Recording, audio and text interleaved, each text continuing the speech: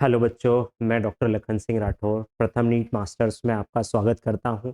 आज मैं आपको वायरस, वायरॉइड्स और लाइकेंस के बारे में बताऊंगा। इससे पहले आपको मेरे साथ पूरा पढ़ना है, मेरे साथ फिर मेरे बाद आपको एनसीईआरटी के साथ पढ़ना है। चीज़ें क्लियर है? तो हम यहाँ पर देख रहे हैं वायरस, वायरॉइड्स और लाइकेंस है। वायरस और वायरॉइड्स की बात करें तो ये ए सेल्यूलर ऑर्गेनिज्म है, मतलब इनका जो स्ट्रक्चर है वो सेल भी नहीं है ना। और लाइकेन जो है वो डुअल ऑर्गेनिज्म है, मतलब लाइकेन दो ऑर्गेनिज्म का जॉइंट वेंचर है। एल्गी और फंगाई दोनों साथ साथ रहते हैं। इसलिए आर एच विटेकर ने 1969 में जो 5 किंगडम सिस्टम ऑफ क्लासिफिकेशन दिया था उसमें इनको कोई भी स्थान नहीं दिया। बोले क्यों नहीं दिया? बोले यार ये सेल ही नहीं है तो इसको कोई और स्थान नहीं देना है। फिर क्या बोला? लाइकेन बोले दो ऑर्गेनिज्म है इसलिए इन दोनों को स्थान कोई भी प्लेस नहीं दी। फिर हम बात करते हैं वायरस के बारे में।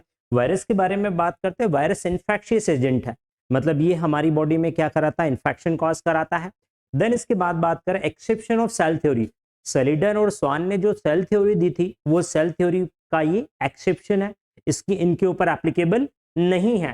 फिर बात करते हैं जो वायरस है लिविंग और नॉन लिविंग के बीच की कनेक्टिंग लिंक है, मतलब वायरस के अंदर कुछ कैरेक्टर ऐसे होंगे जो लिविंग के होंगे और कुछ कैरेक्टर ऐसे होंगे जो क्या है? नॉन लिविंग के कैरेक्टर्स होंगे। हम देख लेते हैं नॉन लिविंग के कैरेक्टर्स क्या है। नॉन लिविंग कैरेक्टर्स में बात करते हैं lack of protoplasm, virus cell ही नहीं है तो इसके अंदर प्रोटोप्लाज्म नहीं होगा। सेकंड थिंग, नो रेस्पिरेशन, ये रेस्पिरेशन नहीं करते, ना तो ऑक्सीजन लेते ना CO2 छोड़ते हैं। थर्ड बात कर can be crystalline outside the living cell. हाँ, ये एनसीईआरटी का इंपॉर्टेंट पॉइंट है, मतलब वायरस को हम होस्ट सेल के बाहर निकाल कर क्रिस्टलाइन कर सकते हैं, मतलब इनके क्रिस्टल्स बना सकते हैं। ये क्रिस्टलाइन स्ट्रक्चर है, ये एक नॉन लिविंग कैरेक्टर है वायरस का। सेकेंड थिंग, हम यहां पर बात करें लिविंग कैरेक्टर्स की बात करें। लिविंग कैरेक्टर्स में बात करें तो प्रेजेंस ऑफ जेनेटिक मटेरियल, मतलब वायरस के अंदर जेनेटिक मटेरियल होगा, या तो डीएनए मिलेगा या आरएनए मिलेगा, दोनों कभी भी एक साथ नहीं मिलता। देन हम बात करते हैं ऑकरेंस ऑफ म्यूटेशन, ये भी इंपॉर्टेंट पॉइंट है। इनमें क्या होता है? म्यूटेशन होता है। आपने देखा होगा कोविड-19 में कोरोना वायरस था, कोरोना वायरस के बहुत सारे स्ट्रेन्स थे। एक स्ट्रेन आया, फिर इसके बाद स्ट्रेन आया, फिर इसके बाद स्ट्रेन आया, अलग अलग स्ट्रेन, अलग अलग देश में अलग अलग स्ट्रेन थे। क्यों? क्योंकि ये इसके अंदर म्यूटेशन होता है, म्यूटेशन से अपना रूप बदल लेते हैं। तो ये म्यूटेशन होता है, होस्ट स्पेसिफिक होता है, मतलब जो वायरस है वो होस्ट स्पेसिफिक होता है। कैसा? एक सिंपल सा एग्जांपल है, जैसे हमें HIV होता है, हमें एड्स हो गया, हमने क्या किया कि HIV जो पर्सन है उसका ब्लड निकाला और वो ब्लड हम प्लांट के ऊपर स्प्रे कर दिया। तो इसका मतलब ये नहीं कि प्लांट को HIV हो जाएगा।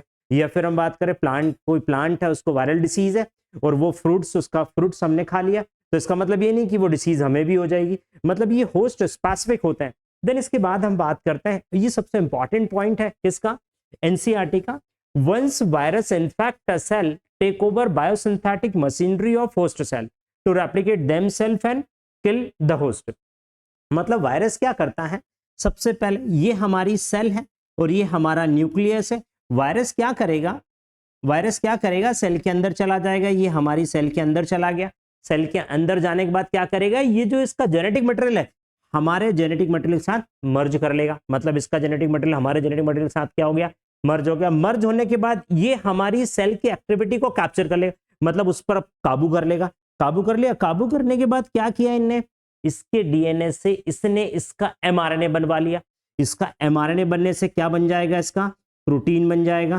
प्रोटीन बनने के बाद वायरस के छोटे छोटे मासूम वायरस बन जाएंगे, बच्चे बन जाएंगे। ये छोटे छोटे मासूम वायरस है और यही मासूम वायरस इकट्ठा होकर जो होस्ट सेल उसको खत्म कर देंगे, होस्ट सेल की डेथ हो जाएगी। तो यही ये बोल रहे हैं कि once virus infect a cell take over biosynthetic machinery of host cell, then replicate themselves and kill host cell, और host cell को क्या कर देते हैं?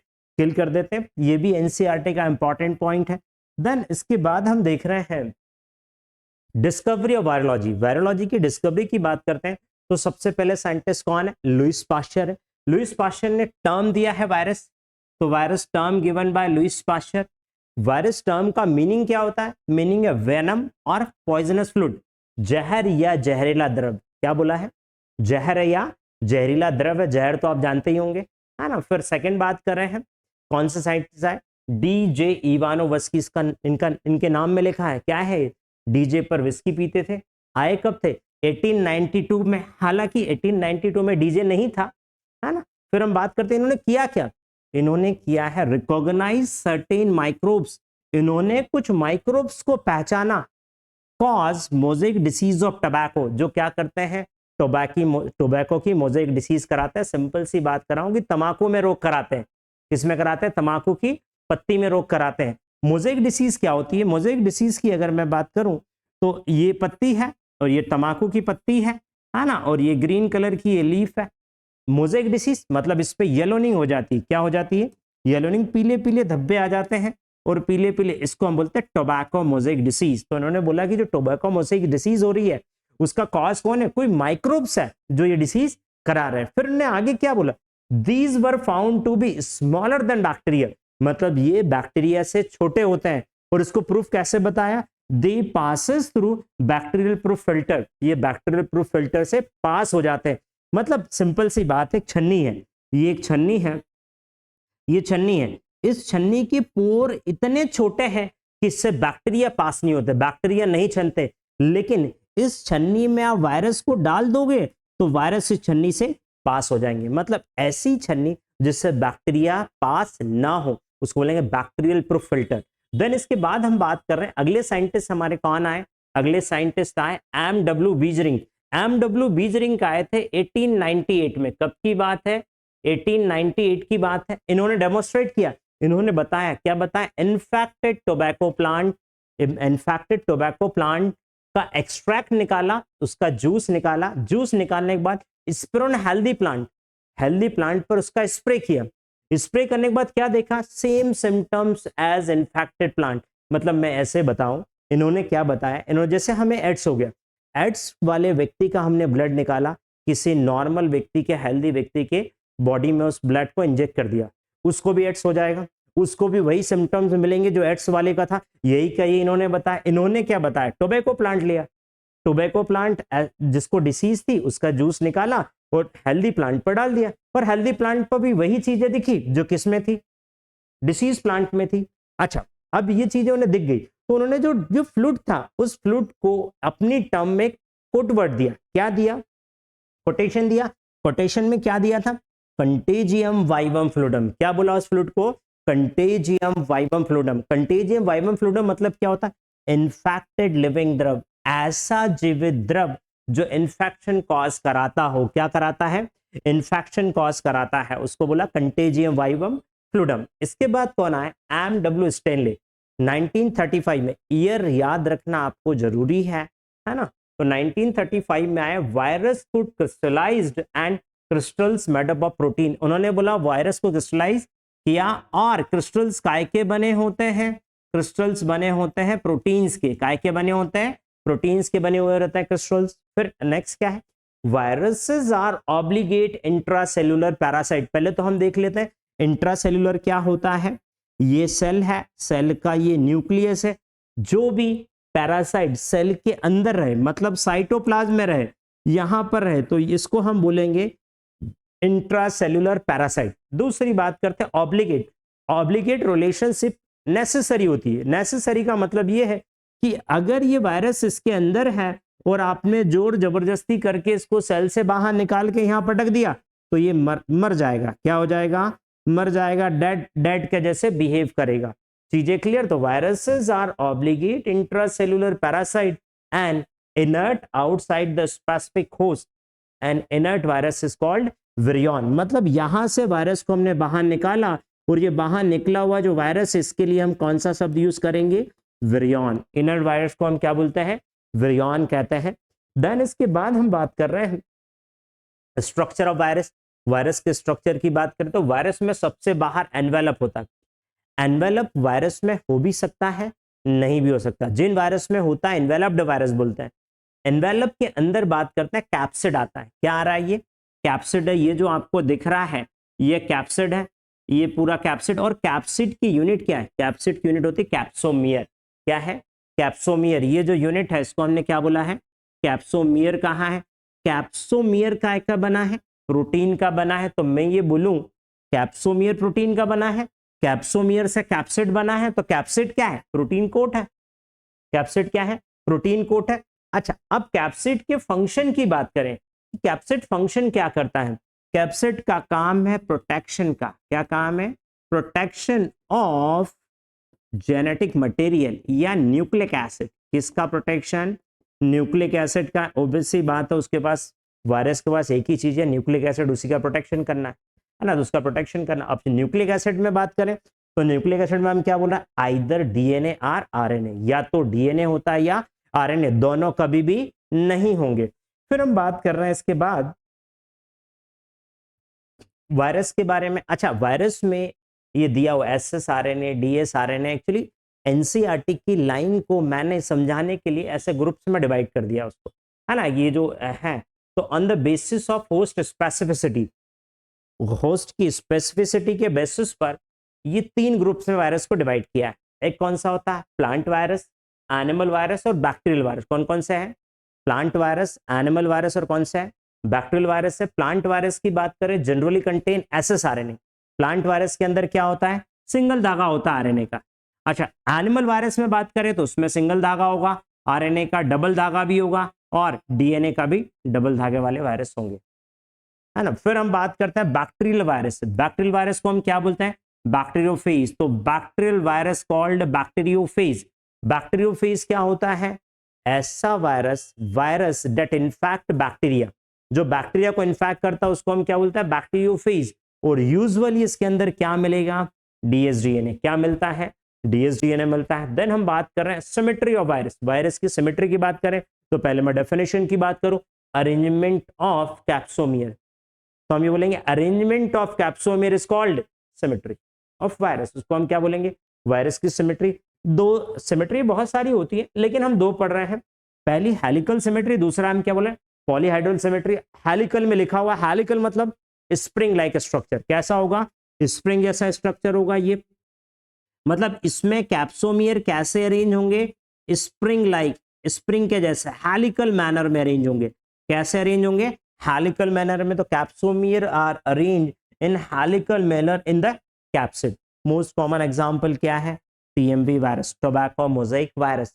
चीजें क्लियर है। फिर हम बात करते हैं polyhedral. Capsomere are arrange in the form of icosahedral. कैसे फॉर्म में? आइकोसाइड्रल। आपने केमिस्ट्री में ये सिमेट्री पढ़ी होगी, है ना। ये बेंजीन रिंग है, बेंजीन रिंग में ऐसा है, ये कुछ इस टाइप से होती है सिमेट्री। यहां पर ये सिमेट्री कुछ इस टाइप से रहेगी। चीजें क्लियर है।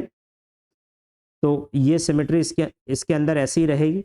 ये सिमेट्री यहां पर रहती, ये आइकोसाइड्रल है। तो ये दो टाइप की सिमेट्री मिलती है। फिर हम बात कर रहे हैं टोबैको मोजाइक वायरस के बारे में। टोबैको मोजाइक वायरस में बात करें, सिंगल स्टैंडर्ड आरएनए है, ये सिंगल स्टैंडर्ड आरएनए है। ये कैप्सोमियर है जो हेलिकल मैनर में अरेंज है। कैसे अरेंज है? हेलिकल मैनर में अरेंज है। Capsomere arrange in helical manner. ये कैप्सोमियर क्या बना रहा है? कैप्सिड बना रहा है। कैप्सिड काय का बना है? प्रोटीन का बना है। टोबैको मोजाइक वायरस का शेप कैसा होता है? रॉड शेप्ड वायरस है।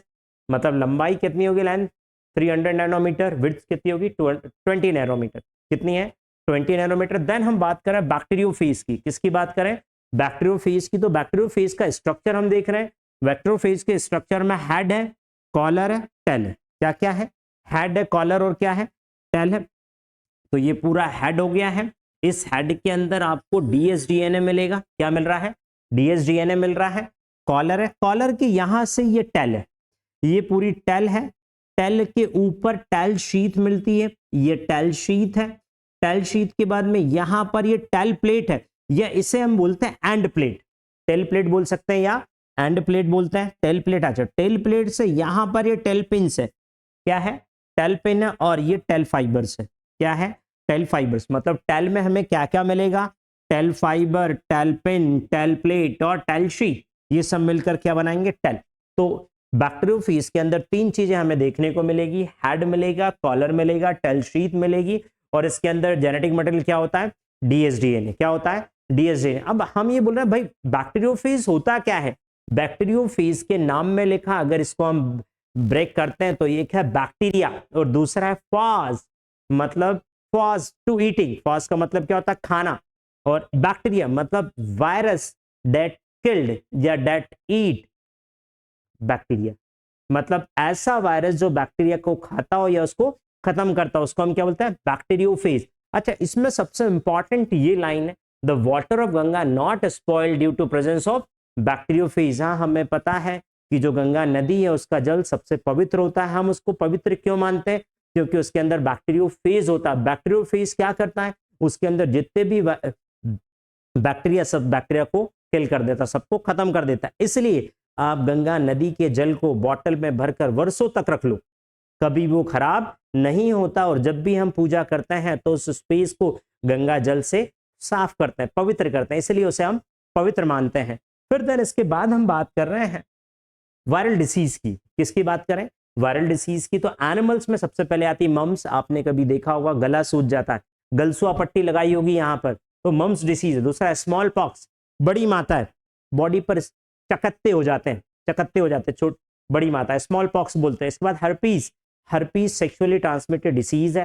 फिर बात कर एड्स, एड्स तो आप जानते होंगे, सावधानी ही बचाव है ना। फिर इसके बाद इन्फ्लुएंजा, इन्फ्लुएंजा रेस्पिरेटरी श्वसन तंत्र से संबंधित, रेस्पिरेटरी सिस्टम से रिलेटेड डिसीज है। तो ये सब एनिमल डिसीज है। एनिमल डिसीज के बाद बात कर रहे हैं प्लांट डिसीज में। प्लांट डिसीज में बात करते हैं तो सबसे पहले हम बात कर रहे हैं टोबैको मोज़ेक डिसीज। कौन सी डिसीज है? टोबैको मोज़ेक डिसीज है। टोबैको मोज़ेक डिसीज में ये तंबाकू की पत्ती है। काय की पत्ती? सिंपल सी बात कर रहे हैं, किसकी? तंबाकू की पत्ती है। इस टोबैको मोज़ेक डिसीज की इस पत्ती में क्या होता है? स्पॉट्स आ जाते हैं, ये स्पॉट्स आ जाते हैं, ये स्पॉट, तो ये मोज़ेक लाइक दिखती है ना। मोज़ेक मतलब हम बोले चितकबरा टाइप में, है ना। तो ये होता है, तो इसको हम बोलते हैं मोज़ेक फॉर्मेशन। क्या बोल दिया इसको हमने? Mosaic formation. क्या हो गया? मोज़ेक। अच्छा, अब मैं बोल रहा हूं पत्ती में वायरस का इन्फेक्शन और बढ़ रहा है, वायरस का इन्फेक्शन और बढ़ा, ये मोज़ेक और बढ़ते गए और बढ़ते गए और पूरी पत्ती पर फैल गए, पूरी पत्ती पर फैल गया। मतलब क्या हो गया? येलोनिंग, पूरी पत्ती पीली हो गई, येलोनिंग हो गया। दूसरा हम बात करें वैन क्लियरिंग। अब हम बोला था ऐसा हुआ था, अब क्या हुआ? अब हुआ ये कि ये आपकी लीफ है, ये लीफ में ऐसा है, और ये वैंस और वैनलेट्स है, बीच में आपको मिडरिप मिलेगी, ये वैंस मिलेगी और वैनलेट्स मिलेगी। जो वायरस का इन्फेक्शन हुआ वो वैंस में हुआ है। काय में हुआ? वैंस में। तो जितनी भी वैंस पूरी की पूरी वैन पीली हो गई हैं, और इसके बीच का जो पोर्शन है ये पूरा हरा, मतलब पूरी पत्ती आपको हरी दिख रही है, ग्रीन दिख रही है, और पत्ती में जो वैंस है, मिडरिप है, वो सब कैसे दिख रही है? वो सब की सब येलो दिख रही है, मतलब वैन क्लियर दिख रही है, इसलिए हमने इसको क्या बोला? Vein clearing. अच्छा, वैन क्लियरिंग के बाद में एक और आता है लीफ कर्ल है। तो इसमें एक और सिम्टम्स है लीफ रोलिंग। क्या है? लीफ रोलिंग होता है या कर्ल, या क्या होता है? कर्ल, है ना। कर्ल हो जाएगी, लीफ रोलिंग हो जाएगा या लीफ कर्ल हो जाएगी। लीफ रोल होगी या लीफ कर्ल होगी। जब वैन में इंफेक्शन हो गया, इंफेक्शन से वैन कर्ल हो जाएगी, तो लीफ भी कर्ल हो जाएगी या लीफ भी रोल हो जाएगी। लीफ के रोल होने से फोटोसिंथेटिक एरिया कम हो जाएगा, फोटोसिंथेटिक एरिया कम होने से फूड कम हो जाएगा, फूड कम होने से प्लांट की ग्रोथ कम हो जाएगी। तो हम बोल रहे हैं स्टंट ग्रोथ। कैसी हो रही है? स्टंट ग्रोथ, मतलब उसकी ग्रोथ स्लो हो जाएगी। अब ग्रोथ स्लो हो जाएगी तो पौधा बोना रह जाएगा, प्लांट बोना रह जाएगा, मतलब हमने क्या बोल दिया? डॉर्फिंग। क्या बोल दिया? डॉर्फिंग। तो क्या क्या सिम्टम्स आते हैं? मोज़ेक फॉर्मेशन, मोज़ेक बड़ा होता गया, क्या हो गया? येलोनिंग। फिर इसके बाद हमने क्या बोल रहे हैं? Vein clearing. वैन क्लियरिंग मतलब इन्फेक्शन कहाँ हुआ है? वेंस में हुआ, इसलिए सारी वेंस कैसी हो गई है? येलो हो गई, इसको हमने बोलिया वैन क्लियरिंग। वैन क्लियरिंग होने के बाद क्या हुआ? Leaf rolling and curling. क्या बोल रहे हैं इसके अंदर? लीफ रोलिंग है या क्या है? कर्लिंग है। लीफ रोलिंग कर्लिंग, लीफ का कर्ल हो जाना, रोल हो जाना, जिससे सरफेस एरिया का कम होना, कम होने से क्या होगा? फोटोसिंथेसिस कम, फोटोसिंथेसिस कम से प्लांट को न्यूट्रिशन कम, तो उससे स्टंट ग्रोथ होगी, स्टंट ग्रोथ से क्या होगा? डॉर्फिज्म, पौधा छोटा रह जाएगा, इसको बोलते हैं डॉर्फिज्म। डॉर्फिज्म के बाद हम नेक्स्ट अगला यहां पर वायरस फिनिश होता है। वायरस के बाद नेक्स्ट देख रहे हैं वायरॉइड। वायरॉइड की डिस्कवरी की थी टीओ डायनर ने। किसने की थी? टीओ डायनर ने। कब की थी? 1971 में। अच्छा, वायरस की जो वायरॉइड है इसको क्या बोला है? New infectious agent. वायरस के लिए एनसीईआरटी में शब्द यूज किया इन्फेक्शियस एजेंट, और न्यू इन्फेक्शियस एजेंट में कौन आ जाएगा? वायरॉइड आ जाएगा। स्मॉलर देन वायरस, ये कैसे होते हैं? वायरस से छोटे होते हैं, और क्या है? फ्री इन्फेक्शियस एसएसआरएनए, मतलब ये एसएसआरएनए हैं और फ्री एसएसआरएनए हैं जो क्या कराते हैं? इन्फेक्शियस कराते हैं। आरएनए का एक धागा, और छोटा धागा, ये छोटा सा धागा, लेकिन ये धागा फोल्ड हो गया है। क्या हो गया है? फोल्ड हो गया, और फोल्ड होने के बाद ऐसा जुड़ गया। ये हमारा बन गया है वायरॉइड। क्या बन गया है? वायरॉइड। और इसका मॉलिक्यूलर वेट क्या होता है? लो होता है, लो मॉलिक्यूलर वेट होता है वायरॉइड, क्योंकि छोटा सा धागा है।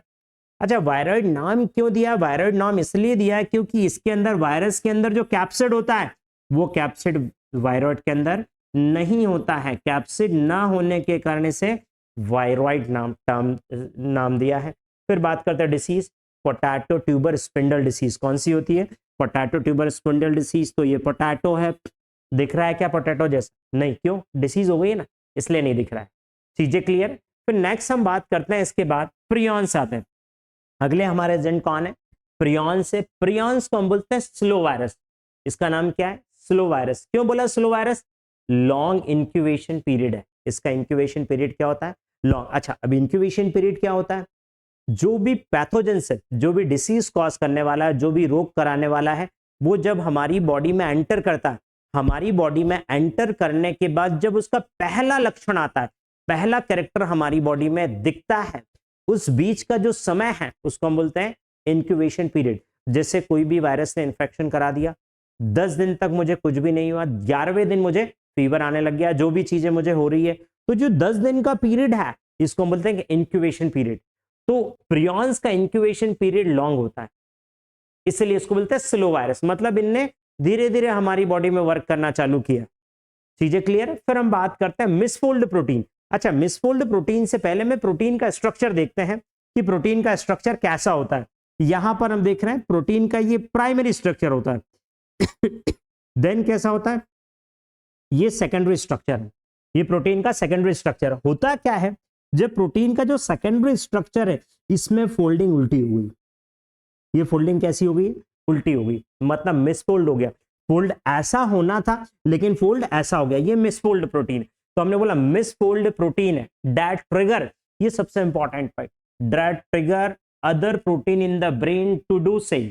ये क्या करता? मिसफोल्ड हो गया, यहां तक तो सीमित है, इसके आगे क्या कर रहा है? ये दूसरे प्रोटीन को भी मिसफोल्ड कर रहा है, ये उनको भी एक्टिवेट कर देता है, उनको भी क्या कर देता है? मिसफोल्ड कर देता है। और ये मिसफोल्डेड प्रोटीन हमारी बॉडी में न्यूरोलॉजिकल, मतलब हमारे ब्रेन में डिसीज कॉज कराते हैं। जिसको ब्रेन में जो डिसीज होगी उसको हम क्या बोलेंगे? न्यूरोलॉजिकल डिसीज करते हैं।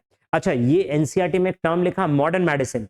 मॉडर्न मेडिसिन में आया। मॉडर्न मेडिसिन मतलब ये, क्योंकि जब एडवांसमेंट आया तो एडवांसमेंट में नई नई टेक्नोलॉजी आई, जिससे ब्रेन के अंदर की चीजें, प्रोटीन से हम सब देख पाए, पता कर पाए, तो उससे इसका पता लगा है।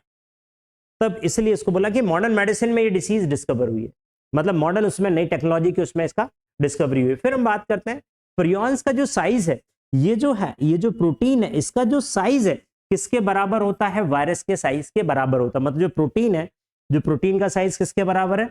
वायरस के साइज के बराबर होता है। फिर हम बात करते हैं इससे डिसीज, बोवाइन स्पॉन्जीफॉर्म इंसेफेलोपैथी, नाम में लिखा है इंसेफेलॉन। इंसेफेलॉन मतलब ब्रेन होता है, पैथी मतलब डिसीज, इंसेफेलोपैथी मतलब इससे क्या होता है? Bovine spongiform encephalopathy disease. इस डिसीज को कॉमनली कहते हैं मैड काउ डिसीज। क्या बोलते हैं? Mad cow disease. नाम में लिखा किसको होता है? काउ को होता है। अच्छा, इसमें होता क्या है? काउ की मेमोरी लॉस हो जाती है। काउ की मेमोरी लॉस कैसे?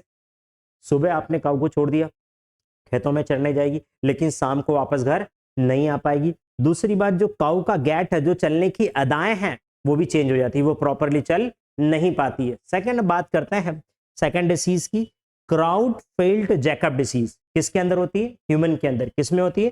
ह्यूमन में। क्राउड फेल्ड जैकब डिसीज, जिसको ये डिसीज कैसी? Analogous to mad cow disease, मतलब ये मैड काउ डिसीज के समान ही होती है। आगे समझ में? नेक्स्ट इसके बाद हम बात कर रहे हैं लाइकेंस। लाइकेंस कैसे है? डुअल ऑर्गेनिज्म है। कैसे ऑर्गेनिज्म है? डुअल मतलब दो ऑर्गेनिज्म का ज्वाइंट वेंचर है। एक कौन है? माइकोबायंट। माइको मतलब क्या होता है? फंगस। दूसरा कौन से? फाइकोबायंट। फाइको मतलब क्या होता है? एलगी। मतलब एलगी और फंगस दोनों साथ साथ रहते हैं, दोनों साथ साथ रहते हैं। और दोनों का रिलेशन कैसा है? ऑब्लिगेटरी रिलेशन है, मतलब 7 जन्मों का संबंध है। दोनों एक दूसरे के बिना जीवित नहीं रह पाएंगे। अब ये ओबियस सी बात है, जब दो लोग साथ में रह रहे हैं तो एक डोमिनेंट होगा और एक क्या होगा? रिसेसिव, मतलब किसी एक की चलती होगी। तो इसमें चलती किसकी है? फंगस की चलती है। फंगस डोमिनेंट पार्टनर है। अब यार देखो, डोमिनेंट पार्टनर है, क्यों डोमिनेंट है? घर इसका है। घर इसका मतलब शेल्टर कौन देता है? फंगस देती है। अच्छा, घर भी इसका है, वाटर भी यही दे रही, सब दे रही। एब्जॉर्प्शन और वाटर मिनरल कौन दे रहा है? फंगस दे रही है। अब फंगस दे रही तो रिसेसिव है। हमारे घर में जो रिसेसिव रहता है उनका काम क्या है? जनरली खाना बनाना, तो एल्गी है, रिसेसिव है, क्या काम है? फोटोसिंथेसिस। तो एल्गी क्या काम है? फोटोसिंथेसिस। एल्गी खाना बना के देती है किसको? फंगस को। फंगस क्या देती है? शेल्टर, बंगलो देती है एल्गी को रहने के लिए। और क्या दे रही है? एब्जॉर्प्शन ऑफ वाटर और मिनरल। चीजें क्लियर है? अच्छा, अब हम बात करते हैं इसका क्या है, क्या इंपॉर्टेंस। इंपॉर्टेंस ये गुड पॉल्यूशन इंडिकेटर है। जो लाइकेन है वो क्या है? Good pollution indicator. किसके पॉल्यूशन को इंडिकेट करती है? SO2 पॉल्यूशन को इंडिकेट करती। जहां पर भी SO2 का पॉल्यूशन हाई होगा वहां पर लाइकेन ग्रो नहीं करेगी। अगर इसे आपको देखना है तो लाइकेन को दिल्ली ले जाओ, थोड़े बहुत दिन रखो, लाइकेन ऑटोमेटिक वहां पर खत्म हो जाएगी। यहां पर वायरस, वायरॉइड्स और लाइकेन का पूरा खत्म होता है। अच्छा, अब आपको इसके बाद एनसीईआरटी पढ़नी है, एक एक लाइन उसकी पढ़नी है। इसके बाद अगर कोई पॉइंट आपको समझ में नहीं आता है तो मुझे कमेंट बॉक्स में कमेंट करना है, और देन इसके बाद आपको क्वेश्चंस लगाने इस पर बेस्ड। जितने भी क्वेश्चंस है मेरी गारंटी आपको सारे क्वेश्चंस बन जाएंगे। Thank you.